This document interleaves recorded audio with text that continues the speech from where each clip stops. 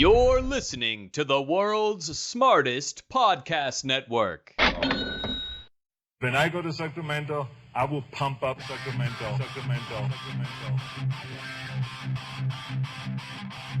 Some say the news is fake. Others say it's real. These two don't have the time to check. Instead, Turner Sparks and Michael Ira Kaplan turn to comics stationed around the globe to be their eyewitness reporters so that you can know what's really going on. This is Lost in America. All right, everybody, welcome to Lost in America, episode 223. My name's Turner Sparks. And I am Mikhail Kaplinsky. You can find me at turnersparks.com. Buy my album, Turner Sparks, live from the Friars Club. You can find Kaplan at Cap in America across all social media platforms. Kaplan, on the podcast today, we have returning Mr. Misha Kalhin to give us the latest drama, the latest episode, the latest update in his country of Belarus. What's going on over there? He will be with us in a minute. Just for a quick teaser, you can't even call him a president. What do you call him? The ruling dictator, the leader, the occupying dictator, the terrorist in charge, terrorist in chief, the terrorist in chief. He just likes this podcast and he wants us to have topics. He keeps giving us the gift of that. So the terrorist in chief hijacked an airplane, and we're going to get to that in a few minutes. But Kevin, before that, people, we have new subscribers all the time. If you want to support this show, just listening to it, don't do much not for supporting us. it. Yeah. Does not do anything for us. Nothing. Nada. So I would almost say we appreciate you listening, but I'm not sure if we do. I don't even appreciate you at all. I mean, you should be listening. You're getting smarter. You're becoming a better blowhard. You're getting some laughs. So you should be thanking us for that, but you're not. I mean, you're not. I don't appreciate it. No. No money comes into our pocket. Nothing. Zero. So if you want to really help us out, go to patreon.com/Lost in America.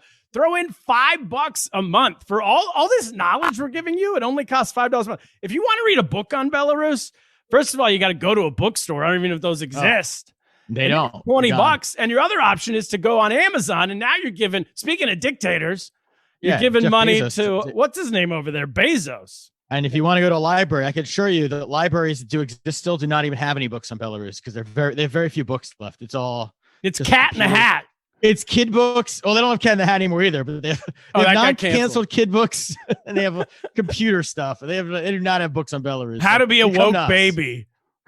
They have in 17 different languages. Yeah, Patreon.com/Lost in America. $5 a month. Kaplan and I do 3 extra shows a week just for our Patreon subscribers over there. And that's a full throttle, half-hour comedy podcast about our lives in New York City.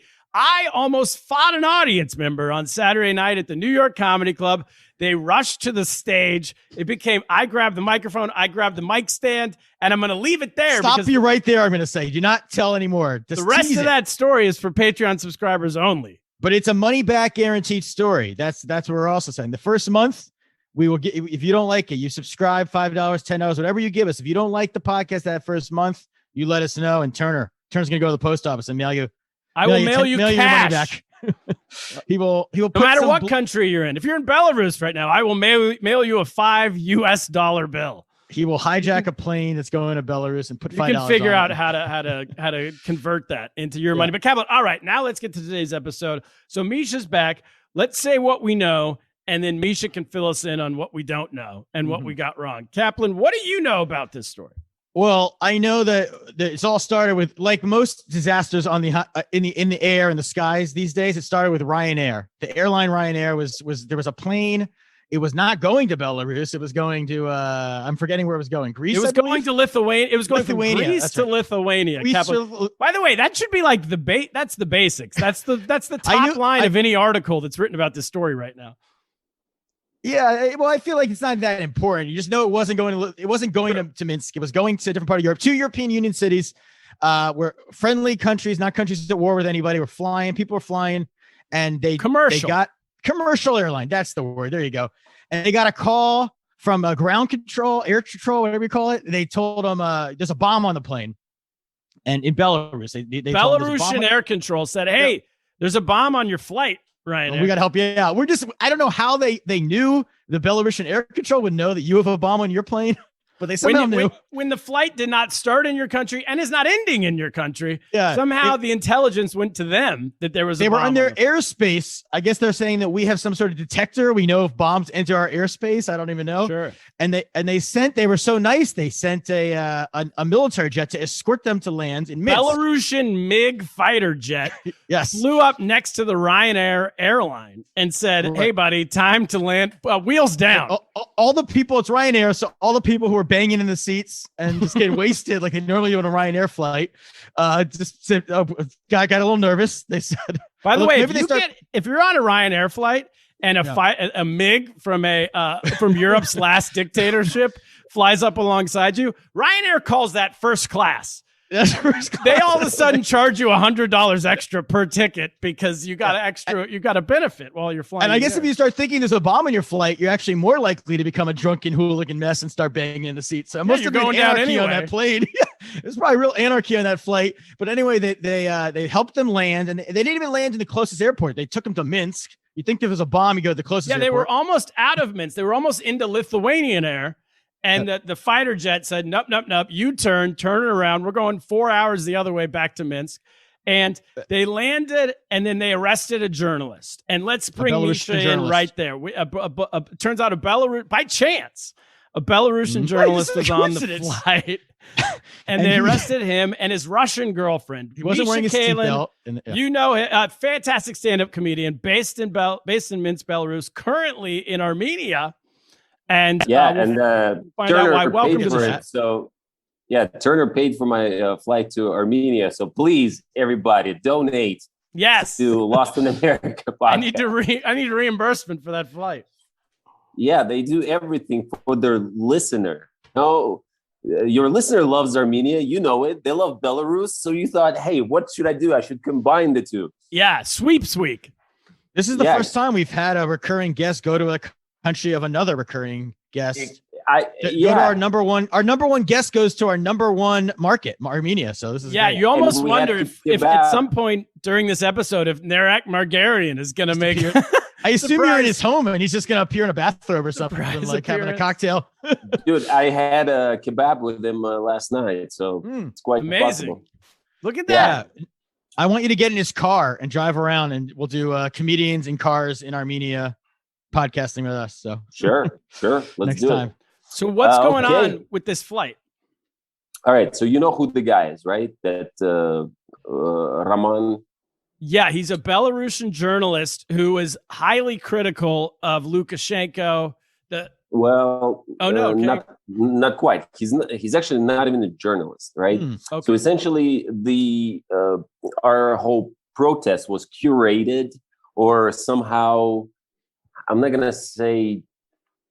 Basically, they had there was a Telegram channel called Nechta, but it kind of spells out like next with an A. But in Belarusian, it sounds Nechta as in like somebody. All right, it means just a random person, somebody.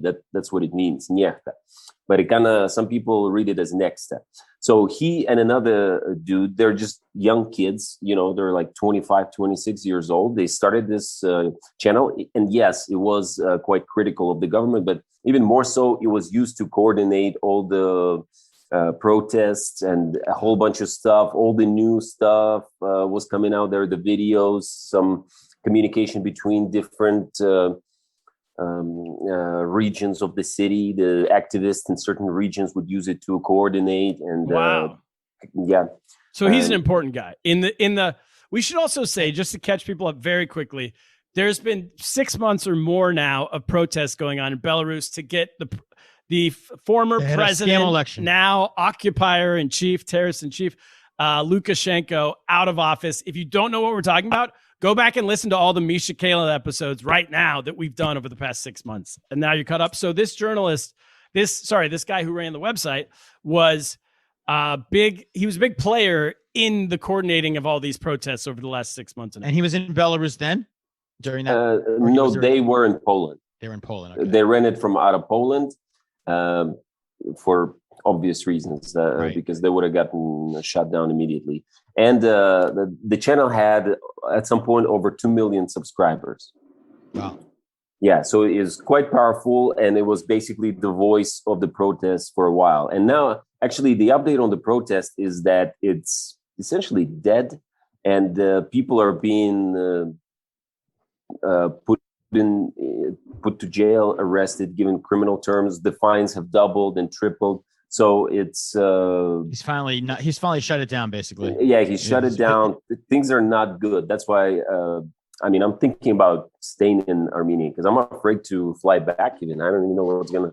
Like honestly, if I was flying, I was just flying on the 23rd. So if I was flying a day later or 2 days later, I don't even know if it's possible now. I don't know what the situation is. So I'm supposed to go back at the end of the week, but I think I'm going to change my flight and stay here because I came here for work anyway. But I also got to meet Narek, and we talked about doing stand-up here in English. And he said, basically, that's what I did in Lviv, Ukraine. I just started going to venues and I said, I like this venue. I'm going to do stand-up here. And people usually say, yeah, okay. So I'm going to do it here. And Narek said, yeah, I'll support you. Let's do it. So I'm just going to do it. Wait, so you might be...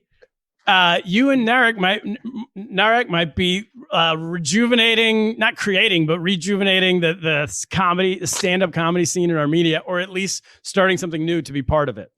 Well, exactly, because their sort of their model is way different from what you and I did and what we are used to, right? We want as much stage time as possible, right? So you work on your material at open mics, and then you have paid gigs. They have sort of a different thing. They have more of a comedic show, and they're kind of run. They write material in like small groups, and then they have huge gigs, and almost like a theater, like a play would do. Yeah, exactly. Yeah, so like a run. They have a run of that show for 6 weeks or whatever, 6 months. But Sergey, the other guy from Arm Comedy, right? He was there, and he said there is actually a bunch of other people who do it way more often, and they kind of want to do it on the regular basis. And some of the people, he said a lot of them do it in Russian, like 50% of them do it in Russian. Some of them are actually from Moscow and everything. So I want to get connected to those guys.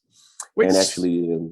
you were going on the 23rd of May. And sorry, when did this hijacking, let's call it, when did this happen? Was that also on the 23rd of May or 24th? I think 24th or something like that. Yeah. Yeah. So I'm all mixed up with the... You went to Armenia just for work, for not comedy related work, just your day job work. And now you're thinking of just staying? Yeah, I work for a really cool startup, and we deal with AI. And actually, Narek is interested in AI. He's coming to the office tomorrow to talk to our... Wow, look at this! We get 10% of any deal you guys make, by the way. Well, that's what I make. So, so, and what's the? Because I just think I understand that this could be part of. I from an American perspective, going to a country on vacation or for work and then just deciding I'm staying sounds kind of crazy. But also, we've done these almost a year of podcasts with you now. And I remember from the very beginning, the first one we did with you almost a year ago, we were joking about Lukashenko being this crazy guy who didn't know how to respond to coronavirus. He was almost like a not harmless, but not super dangerous kind of buffoon, idiot. And then it became, oh, wait, now he lost this election, but he's pretending like he won and he's not leaving office. It got serious and people started protesting in the streets. And then I remember even speaking to you, and there was a lot of hope that, well, these protests are so big, they're going to take them down. And now... Yeah, there's no more hope. So the hope's gone. Hope's gone. And then this is what happens. I mean, your personal story is a microcosm for what happens, which is that the educated people, the people who can afford to leave, oftentimes leave in these situations. And the people who can't, unfortunately, have to stay. And then it hurts the country even further. Right. Yeah, and a lot of people have already left, and we had still a thriving IT sector. Lots of companies still in Belarus, and it was pretty much like one of in Eastern Europe. It was the biggest hub for outsourcing companies, startups, and some other innovative companies. But now everybody's leaving because I mean, you basically, the situation is this: you're sitting at home and you're waiting to get arrested. Jesus. Yeah, and that's everybody. Didn't you tell us last time your aunt got arrested on their way to the laundromat or something, just walking down the street? No, to get chemo therapy. Oh my gosh. Yeah, it was one of our comedians who does stand up in English. He's serving his 30-day jail term. I think it's about to end pretty soon. So that's another one. For what? What did he get arrested for?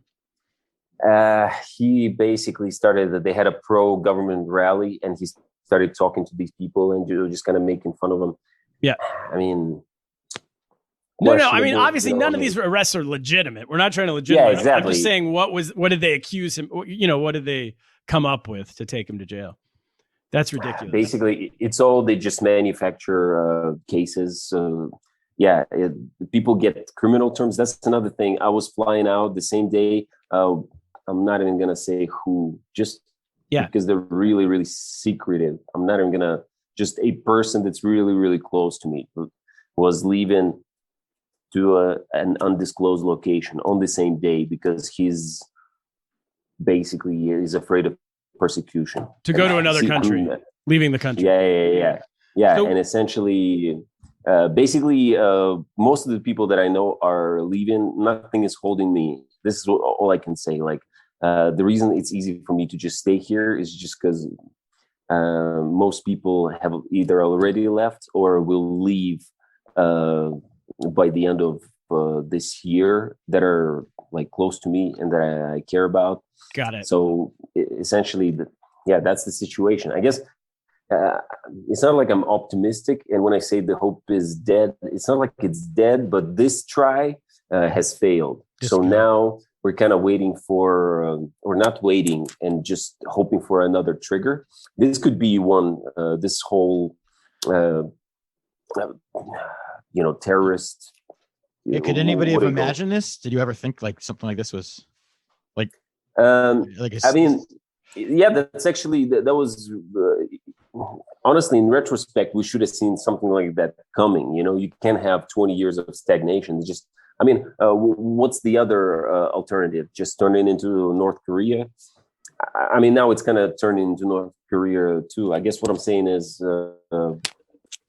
you either reach that point just kind of like that frog in a gradually in water that just gets hot gradually, right? And it gets boiled to death. And I guess now it's just not gradual anymore, Yeah. Because the economy would have shut down eventually, and people's lives would have been shit anyway, right? And that would have caused some kind of unrest, and you know what I mean? Like, it's just impossible for it to just constantly decline or just be stagnant forever into infinity. At some point, something has to happen. But the another thing that I'm watching all the time is Russia, because Russia is seemingly following Belarusian scenario, and once Russia changes or moves on to a different phase, I don't even know how to say it. It could be like a power transfer or another revolution there, then it will affect us for sure.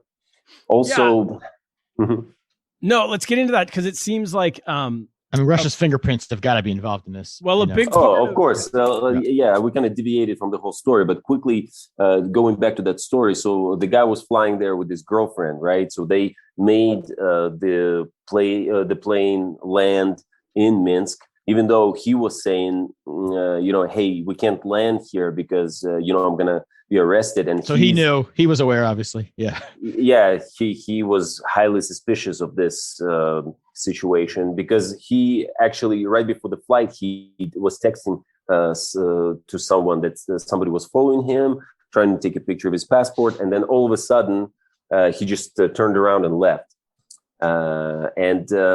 Also, he was flying there with his girlfriend, and she got taken in. He made a video recently that you could tell that he was beaten and everything. He was probably tortured, and he was saying just in common sort of collected. It's almost morbid. Did you see that video? He released like a hostage video, basically. Yeah, like a hostage video. Where he almost like apologized for his role, and right, he Yeah, basically said, that he's being treated with the accordance of the law. That's what they do, and it's it's kind of chilling. Honestly, they do these cynical things. But where did Lukashenko get this idea? He did the same thing. Ukrainian special forces fucked up a special operation by overtaking this private fighting sort of group, the Wagner. I don't know, Wagner. They basically militants, or what do you call them? Private sort of military mercenaries or something like that. Yeah, that they sent to Syria and elsewhere, and they were involved in Ukraine, in the Donbass. So they were trying to lure them into Kiev. But then that whole situation, somebody in the Ukrainian office, there was a snitch in the Ukraine office, and so they let the Russian authorities know. So they landed that plane in Minsk, and so basically they took over the 30 the mercenaries, right? So that was the first sort of. So this has happened before, or a version of this has happened before. Yeah, just recently. Yeah, so that gave Lukashenko the idea. Oh, you can actually do that. So he and he's a very spiteful. He's a dumb, spiteful, collective farmer. You know what I mean? So that's just kind of his nature. And it seems like Kaplan and I were talking before we went on the air, and it seems like the risk. So what he wanted to do, spiteful is the perfect word, because this guy's been running a website that's been very critical of him. And as you said, what I read was 20% of the estimate's 20% of Belarusians are subscribers to this website. 20%. To his Telegram channel, you mean? Yeah. So that's he has a pretty big influence. But also Lukashenko's already sanctioned by the EU, sanctioned by the US. This seems like an unnecessary move for him. Yeah. When he knows he's going to get one guy that he doesn't like, and he's going to be able to torture that guy. So that's great for Lukashenko. He can feel good about himself because he's torturing one enemy. But at the same time, there's going to be bigger and bigger sanctions by the EU, by the US against him, which I'm sure he doesn't care about. He doesn't necessarily need to leave. All he wants to do is be in Belarus or Russia, but also against his country, which he definitely seems to not care about. He doesn't care about that, and he's never been to Europe. I don't think he's ever traveled. He doesn't need to go on vacation in the south of France. Exactly, and he doesn't really care. That just shows you that's the level of cynicism, right? And honestly, that pilot, the Ryanair pilot, what if he got that warning and he was trying to leave Belarusian airspace, and that's why they raised that MiG. To kind of force him to land. But what if he didn't land? Would he have bombed it? Like, would they have shot it out of the air? I don't know. You tell me, I mean, what if he would have landed, something would have gone wrong and all these civilians were killed? I mean, it would have been an international, crazy, really unprecedented international incident. There's lots But then again, let's say that happened. What would Europe do? Again, wag their... they're not very tough, Europe. Yeah. Well, so that gets to my next question, because just reading some of these quotes from what the foreign countries have done. I mean, the United States strongly condemns, in quotes, that's happening, but we condemn all the time. We don't do anything about it, right? Poland's actually a little stronger. They called it state terrorism. Well, they were actually, it was leaving from their country too. So it was leaving from Greece. Oh wait, sorry, I'm getting confused. I keep getting confused. Yeah, and it was going to Lithuania. Yeah. European Commission said this will have consequences, but none of these sanctions work. Misha, can you think, as a Belarusian, is there anything that these foreign countries could do that would work? Yeah. Like, I don't know, assassinate him. I'm not. I mean, I guess I'm just hopeful, but I don't know. Well, we read that they had sanctions from going back from last year that they were still debating the EU. They hadn't even finalized them. They're like, well, maybe this will speed that up. From going back, sanctions won't work. Yeah, I don't know what would work outside of just attacking, like military attack, right? Or some kind of CIA type operation to go in and just take him out, something like that. Yeah, or maybe, What about something like that? I can't think. But as long as he's got Putin, no one is going to try to do that. That's the thing. Well, because then you're going to war with Russia as well. Then you're going to war with Russia. Really. No. If he was out of the picture, I think Putin would have a blast. He would, he would think it's hilarious. But wouldn't he have to act though? Because I feel like it would be like an insult to Putin. Maybe not. No. He'd be like, "Thank God he is gone, guys." It was. I'm thinking even in mob terms here. Even if you don't like the guy, you're like, well, that was protecting him. Well, Misha, is there any parallel? Because you and I both lived in China for a long time. We understand the relationship between China and North Korea, where it's like a relative, it's like a drunk uncle that you put up with, but you can make fun of him. But if anyone else does, they're a problem, right? Exactly, and so China always supports North Korea in that way. Internationally, they say they support North Korea, but truthfully, they can't stand the Kim Jong-il family, the Uns. They think they're annoying to have to deal with and cover up for all the time. And so I could see the same. If somebody took out them, China on one hand would have they would have to pretend like they really cared about it. But as long as no one came into Chinese territory, I don't think they would do much about it. But I mean, that's a really good comparison. I think that's exactly what it is. Yeah. And I think secretly Putin wants Lukashenko gone because he would rather put somebody else in his place. That Babarika guy who's in prison now, one of the presidential candidates. Yeah. He's from Gazprom, one of the biggest oil and gas companies. What do you mean? It's the biggest oil and gas companies, state-owned gas companies in Russia. And he's in prison now.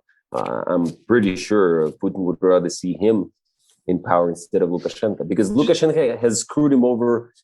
He's been screwing him over. He makes promises, never delivers. He always stabs you, and he's slippery. He's learned. He's the true political animal. He knows how to just navigate through the political bullshit. He's very much like Trump in that sense. But he's in charge. I mean, because I read this quote from one of the EU people saying, well, we need to first see if we can prove that Lukashenko was involved in this before we decide on the sanctions. Really? Who said that? And I was like, what are we talking about? I saw that one of the EU quotes from one of the people. And I was like, I don't even understand. Of course he's involved. Otherwise, you have real problems if they're just like random government people military just hijacking planes for shits and giggles. But Lukashenko, I mean, Misha, correct me if I'm wrong, but I think Lukashenko is admitting he's involved, but he says there was just a bomb. He thought there was a bomb on the plane, and it turned out there wasn't. That's his story. Yeah. Right. Yeah, exactly. Well, I think they meant like, did he plan it, or was he like aware of it late in the game and just said, "Oh, okay," that kind of thing. Like, which, I mean, it's really brazen. Like, there haven't been a lot of there's no other examples. There's a lot of thug dictators in the world who have gotten out and just hijacked a commercial plane to get a dissident. So that the world, I'd be shocked if the world doesn't do something. But you're right. I'm holding my breath. If they close the borders, that's actually screwing people like me. Yes, right.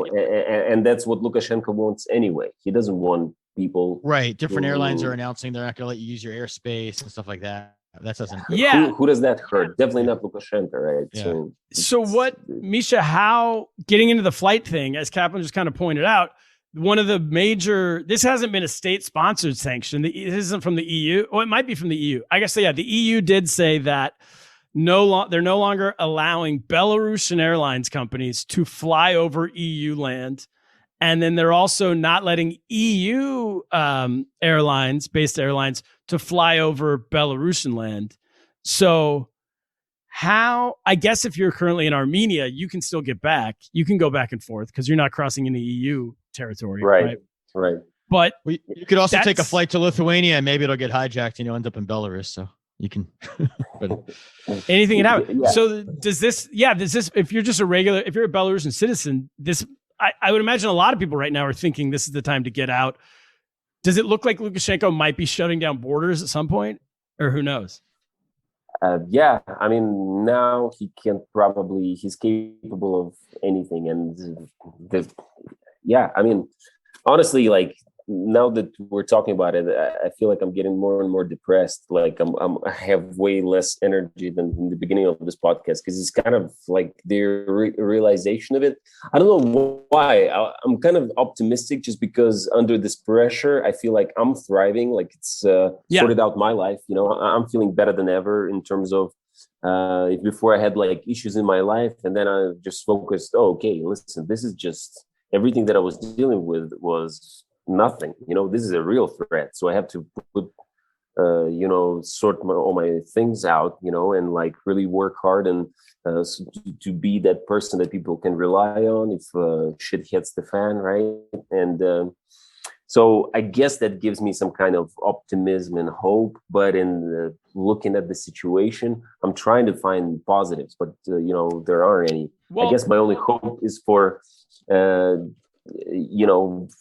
global situation to change. Like I'm still waiting for Putin to kick the bucket, and like what I was telling you, that a political analyst Valery Solovey, he keeps talking about it, that he's taking a bunch of medicine, and he's planning the transfer of power this year. And once that happens, I think basically Lukashenko thinks he has everything under control, but all it takes is just one mistake, one miscalculation, and boom, it all falls apart, because he's really he's trying to solder a boiling kettle shut, you know what I mean?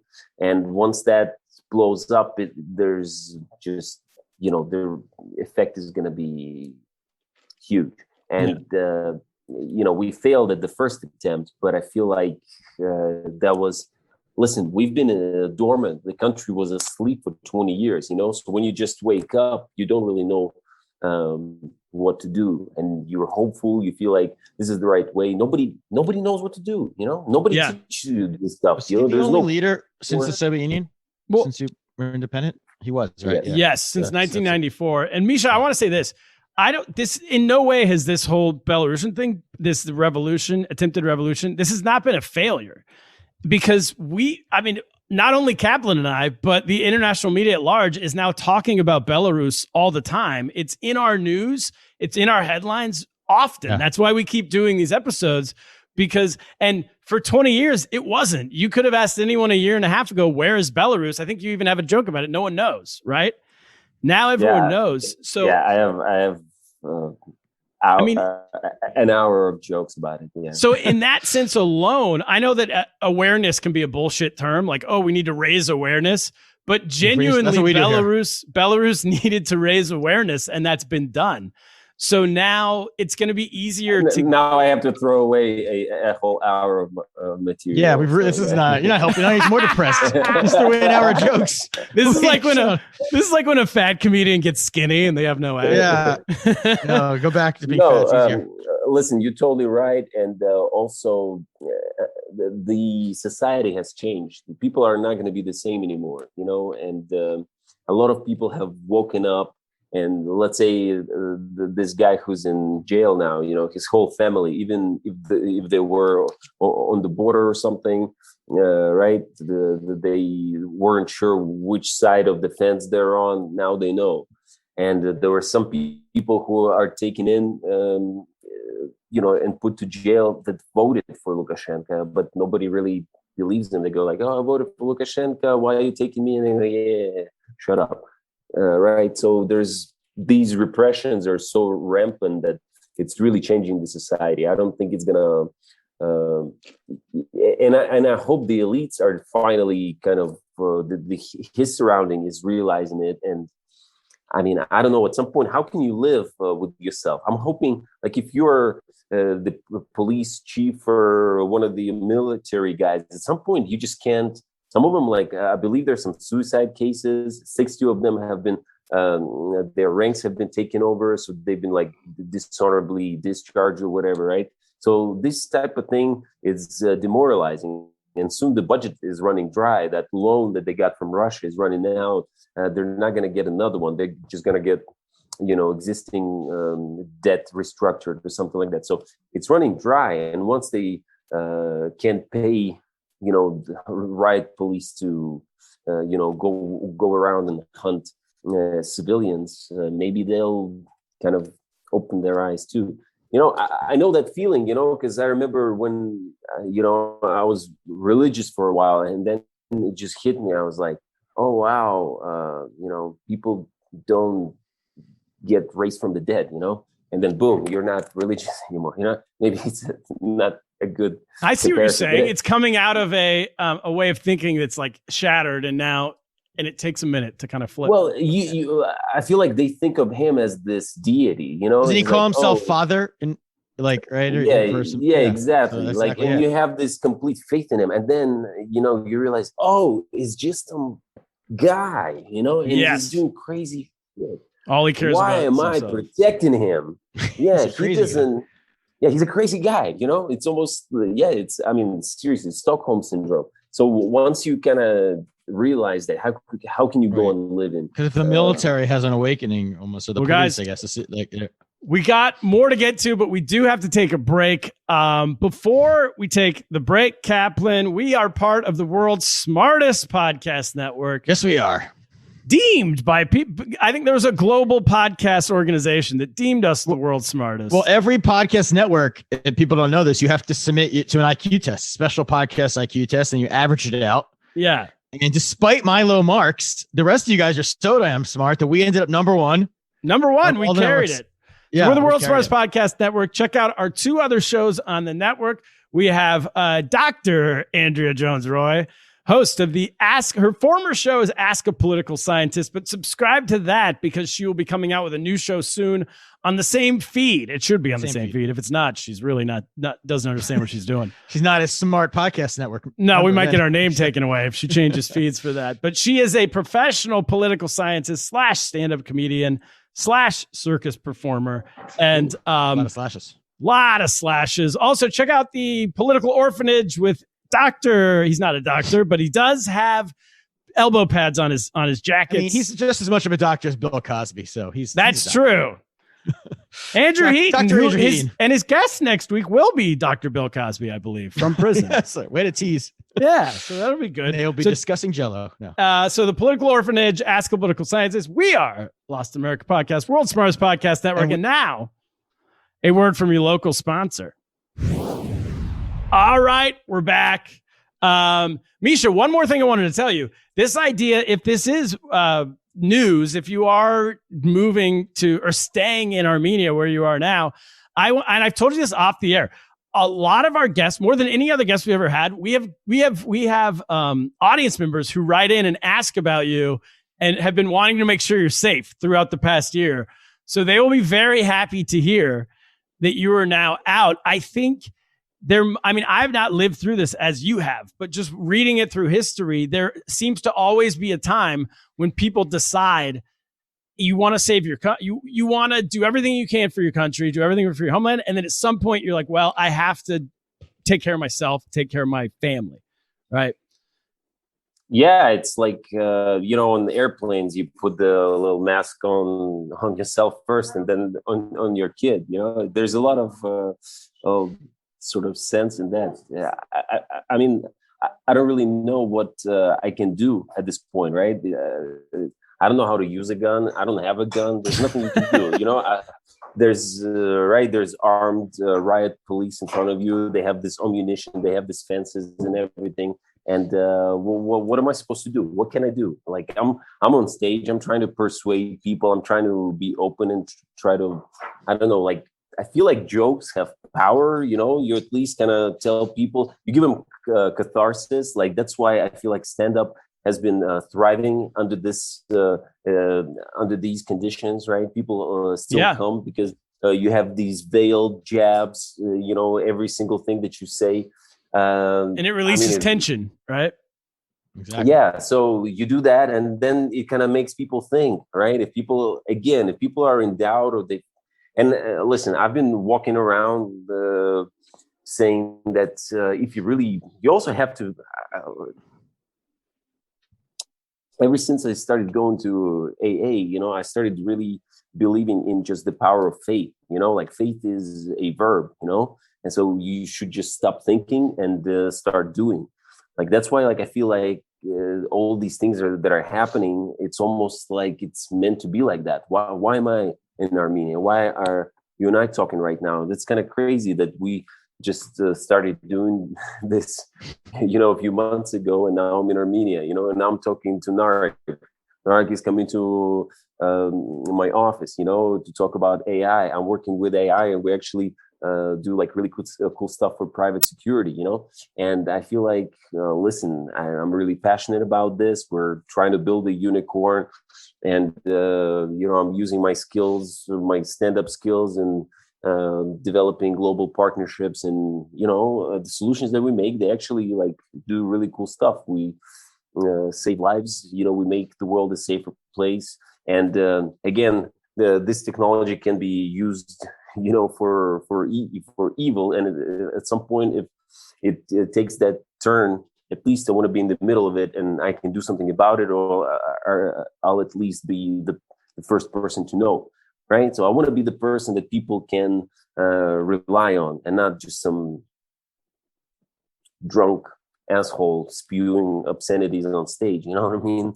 Yeah. So that it's really turned my world around, and that's kind of the positive side of that. But I do think, I'm also hopeful, because we've, the fall of the Soviet Union, that was the first sort of phase. We're entering democracy, and some countries like Czech Republic, Poland, the Baltic states, they've succeeded. The first try was enough. Well, perhaps it wasn't enough for us. Maybe we'll do it. I'm hopeful that we just need a little bit more. And even if you look at that, we call it repressions, right? People compare this guy to Stalin, but in the end of the day, I mean, look at it. The scale of violence is way less in the 21st century, right? Even if like 10 people die, that's a huge, it resonates, it has a huge impact, right? And during Stalin, it was countless people still have not been found. We're talking hundreds and hundreds of thousands of people. So at least that's something, I'm hoping that this century's revolutions won't be as bloody, at least, And why do you think that is because of technology, internet, because everyone has cameras on their phones, or what do you think keeps it a little more in check? I mean, overall, I think we just have better lives than ever before. I mean, that's just... People have gone soft. They don't have the. These previous dictators don't have it in them like Stalin to purge enough people at a time. Well, previously, 100,000 people could get wiped off the planet, and there wouldn't be one video about it. It wouldn't even be an article in the New York Times. They wouldn't even notice. They would. Unless there was some embedded journalist who was there when it happened, and New York Times journalists. Otherwise, the news won't even make it over there. Yeah. So I guess TikTok saved the world. TikTok. Look at that. What about, so speaking of Lukashenko, so 91, is that when the USSR fell, or when I guess Belarus left the USSR? But it would be 91. Lukashenko voted against it, right? He was like the one guy I read that he was in parliament and he voted to stay. So he was. Oh, really? Excellent. Yeah, I read that when I was reading. Yeah, he's like the only member of the Belarusian parliament who voted to stay. I mean, obviously he was overruled. I, for one, welcome our new overlords. Exactly. Yeah. Listen, and when he became the president, we had the red, white flag, and then he changed it 2 years later. So for 2 years, the flag of the revolution was our flag, right? So yeah, he definitely loves the USSR because that was his golden years. He was the chairman of the local collective farm. Those were his best years, and he feels like the whole country can be ruled like a giant collective farm, and that kind of his aesthetic comes from those days. He wasn't like educated in like an Ivy League school or anything. He doesn't have. All he does is just. He's not a critical thinker. You're saying. Yeah, but he instinctively he is really good. I'm not saying he's an amazing politician. He's been able to. Putin is supposedly tough, but he's the one who's been screwing Putin over for 20 some years, and he can't do anything about it. It's almost like, he acts like he is angry, but as you said, the comparison with North Korea, I can make fun of him and I can talk shit, but nobody else can. So yeah. So and he's been getting free oil forever, So and getting subsidies and all that jazz. So to some extent, that's pretty decent political game. It is. Yeah. I mean, he learned how to survive basically. Right. But in 94, he won. He legitimately, well, we think probably legitimately won the election. Right. Right. Because, I mean, at that point, people didn't really know. And he kind of sounded like a decent alternative. Yeah. I mean, I was a kid then, but I guess he was a fresh face. It's kind of like Putin, you know, for once, you didn't have to choose between like an 80-year-old KGB guy or an 80-year-old Politburo guy, right? So those fresh faces kind of made an impact. And then he stayed, from what I read, he stayed relatively popular in Belarus because he never made a clean break from Russia. So he was, as you were saying, getting funding from Russia all the time and also trade partner with Russia and everything. So did the economy kind of stayed all right? This is what I've read. You can tell me if it's wrong. The economy kind of stayed all right through the 90s and the 2000s, while other countries who had broken off 100% from Russia, a lot of those were failing economies because they were kind of growing pains of becoming democracies and all that stuff. No, we had a huge crises up until like mid 90s. We had crises. The whole country was out of like milk or out of eggs, you know. But then, like eat cereal. No, no milk. Yeah, all right. I mean, it was tough for a while, but then Russia was on the rise from the beginning because of oil prices. It was doing for a decade. It was doing quite well economically up until probably 2010 or so, and then it started to decline. And sort of by association, Belarus was kind of doing well too. Yeah. So was there ever, because it seemed like in 2020, his big issue was the election last year, pretty clear he lost, even though he claimed he won by 80%. Was that the first one he clearly lost? Or that's my question. Yeah. Did he probably rigged as well, or we don't know? That's a great question because I guess it's kind of like the Russian scenario, right? It was always rigged, but they would do it in a mild form, right? So it wasn't outrageous. This time it was just so blatant that you couldn't argue about it. Before, they could just put in, just kind of falsify a little bit. So, but I think overall, people did vote predominantly for Lukashenko in the last few elections. Well, and you had told us that if I remember correctly, this was the first one you'd voted in. A lot of people just didn't vote, right, in the past because it kind of seemed pointless. Yeah. Well, the thing is, in 2010, we had that was the last time we had riots and everything. And in 2011, we had a terrorist act in the Minsk subway. And so they caught two guys and they immediately executed them. But everybody pretty much knows that was a government, of course. Yeah. And lots of people died. But right after, I mean, a lot of things are pointing. What kind of terrorist attack? You mean like they blew up something or? A bomb. Yeah, a bomb. And like a lot of people died. And but right after this bombing, Lukashenko and his son, who was like 6 at that time, he went down there that day. Like, how did he know that, it wasn't going to happen again? There's like that. Oh, he went down there to be like, we're Belarus. We can get through. Almost like George Bush after 9/11. I can hear you. The whole world. He grabbed an old Belarusian man with a megaphone. Yeah, exactly. I see what you're saying. So it was a political stunt, is what you're saying. He used and the trial was really quick. They executed them and still their parents, and they still go out and they say that it was a completely fake trial and everything, and so they just took two scapegoats, pinned that terrible crime on them, and executed them. So that was in 2011, but that kind of instilled fear, or I don't know. I think their whole thing was to unite the nation over that whole thing.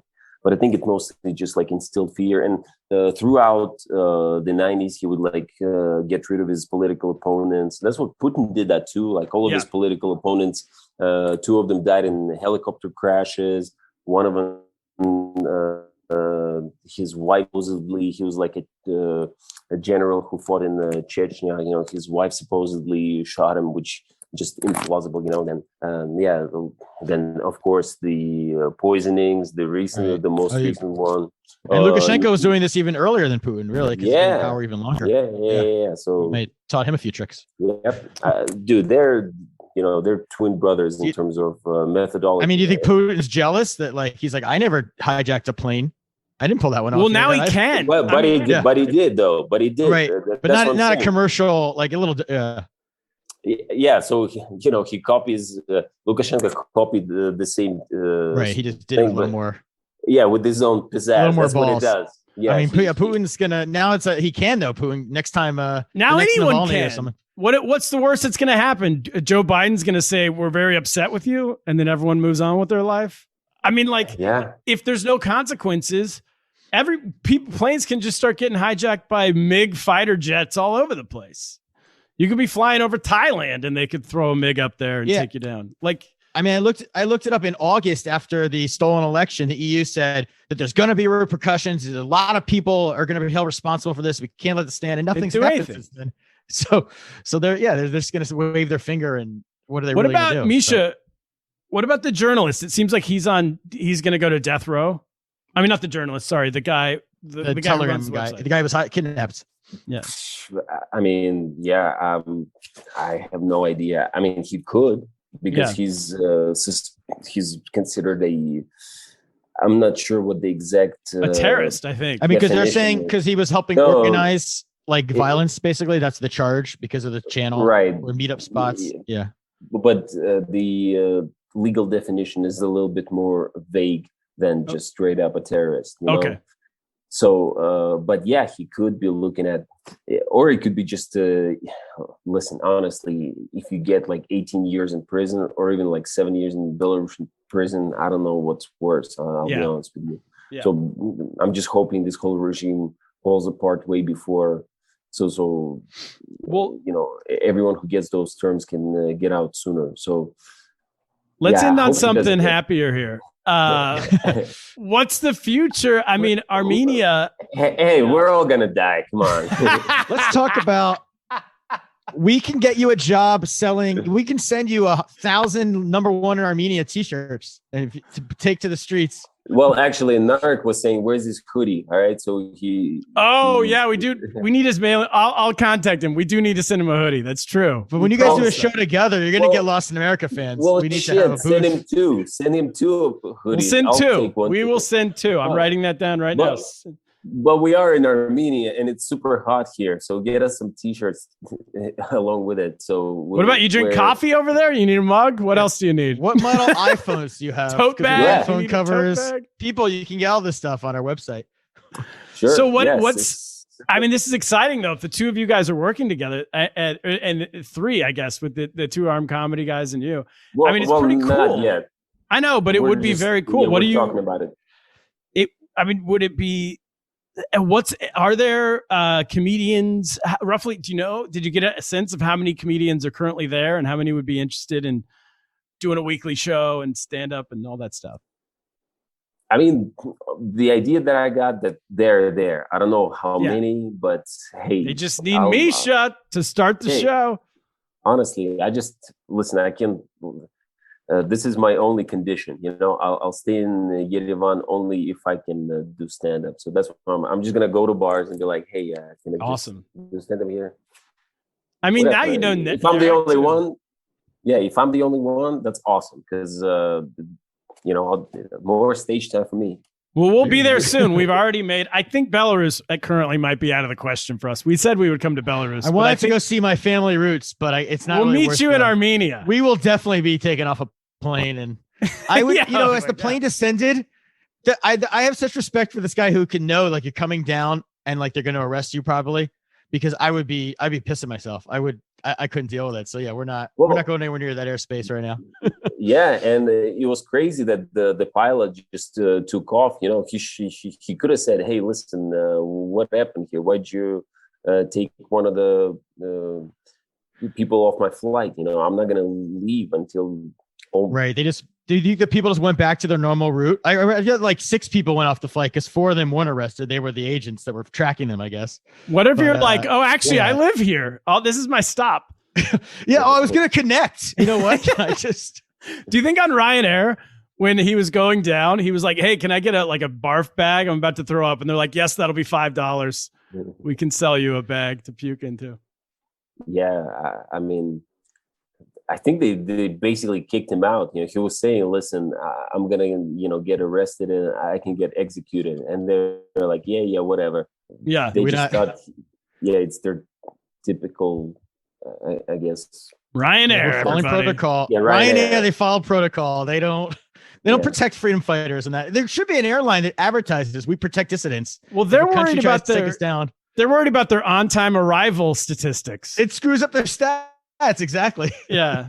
All right. Thank you. Like, we already get shit on all the time. But hey, I'm never flying Ryanair. That's no matter what. No matter what. I mean, I used to be scared of catching STDs in that flight. Now, yeah, everything. I'm out.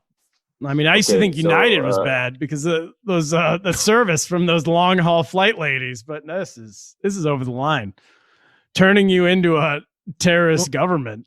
When we start our old school like Mad Money airline that we've talked about, where people could smoke on a plane and the flight attendants wear old school outfits and everything, we're gonna also be dissident friendly. We're not allowing any of these shenanigans. Our guys are gonna be packing heat. They're just gonna take you down if you try anything. Dude, that should be a slogan. Dissident Gulag Airlines. Gulag Airlines. There's our idea. That's our second. That's a sister charter company. Madman Airlines, Gulag Airlines. Gulag Airlines. That's it, everybody. Misha, thank you so much. We will see you in Armenia.